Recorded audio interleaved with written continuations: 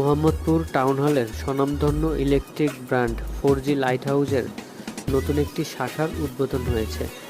সেই উদ্বোধনী অনুষ্ঠানকে আকর্ষণীয় ও স্মরণীয় করে রাখতে ইভেন্ট হ্যাঙ্গার 2020ও তাদের সাথে কাজ করেছে।